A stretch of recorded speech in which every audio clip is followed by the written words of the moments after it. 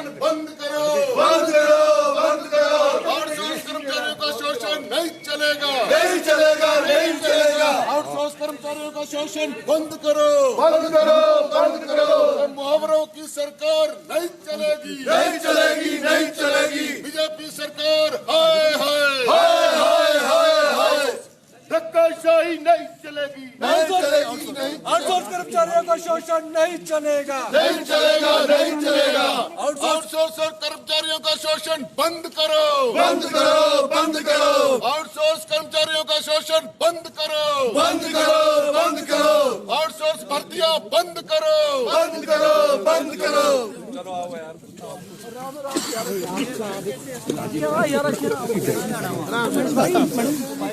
हाँ हाँ सर, एक मिनट।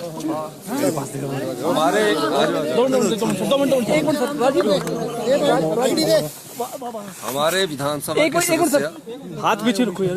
अरे दे बोल रहे हाँ जी हमारे विधानसभा के सदस्य इंद्रदत्त एक मिनट हाँ बोलो। हमारे विधानसभा के सदस्य इंद्रदत्त लखनपाल जी ने आउटसोर्स कर्मचारियों से संबंधित एक प्रश्न पूछा और उन्होंने कहा कि इसके लिए कोई नीतिगत लाने का विचार सरकार रखती है, क्योंकि भारतीय जनता पार्टी ने जो अपना दृष्टि पत्र चुनावों से पहले इस प्रदेश में दिया था उसमें आउटसोर्स कर्मचारियों के लिए नीति लाने की बात थी। उस संदर्भ में जब हमारे सदस्य इंद्रदत्त लखनपाल जी उठे तो उनका जवाब संतुष्टपूर्ण नहीं था, ना जिम्मेवारी से वो जवाब दे रहे थे और बात को टालने की कोशिश कर रहे थे। कांग्रेस पार्टी चाहती है कि हिमाचल प्रदेश में 60,000 के करीब युवा आउटसोर्स कर्मचारी सरकारी विभागों में निगमों में लगे हैं, उनके लिए कोई नीति बनाई जाए और निश्चित तौर पर उनका शोषण हो रहा है। हमारा सवाल मुख्य ये था कि आप कैटेगरीज वाइज बताइए हमें कि क्या किस प्रकार की मिनिमम वेजेस आपने उनके लिए फिक्स की है। अगर कोई स्टाफ नर्स लगता है, अगर कोई जेई का लगता है, अगर कोई पंप ऑपरेटर लगता है, उसकी categories wise minimum wages fix होने चाहिए। सरकार ने कहा कि हम उस बारे में अभी विस्तार से चर्चा कर रहे हैं। जब हमारे सदस्य इंद्रदत्त लखनपाल जी ने उस पर दोबारा प्रश्न पूछने का कोशिश की तो मुख्यमंत्री जी ने पिछले हवाला देकर के आपकी सरकार ने आउटसोर्स कर्मचारी लगाए थे, हमारी सरकार ने आउटसोर्स कर्मचारी निश्चित तौर पर लगाए थे, पर हमारी सरकार उस समय चुनावों के वक्त जा रही थी, नहीं तो निश्चित तौर पर आउटसोर्स कर्मचारियों के लिए हम नीति बनाते। हम इस मंच के माध्यम से जो हमारे विधायक सदस्य है, आने वाले समय में कांग्रेस पार्टी निश्चित तौर पर आउटसोर्स कर्मचारियों के लिए नीति बनाएगी ताकि उनके भविष्य से कोई खिलवाड़ ना कर सके। Thank you. चलिए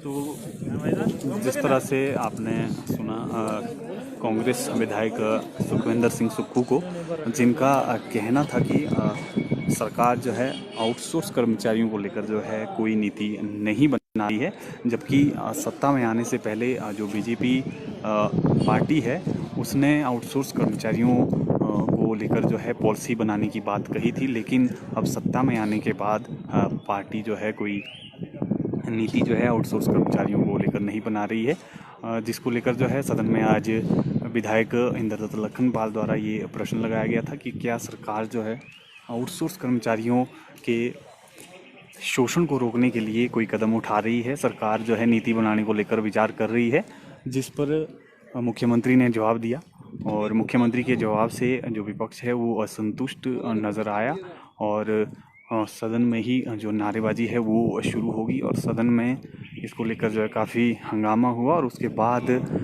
जो कांग्रेस के जो विधायक हैं उन्होंने सदन की कार्रवाई से वॉकआउट कर दिया और सरकार को जो है आउटसोर्स कर्मचारियों के शोषण के आरोप लगाए।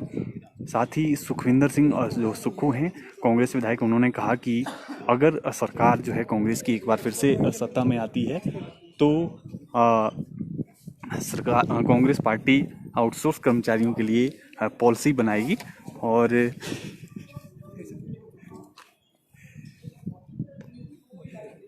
जबकि जो भाजपा सरकार है सत्ता में आने से पहले आउटसोर्स कर्मचारियों के लिए नीति बनाने की बात की गई थी, लेकिन अब जो है नीति नहीं बनाई गई है।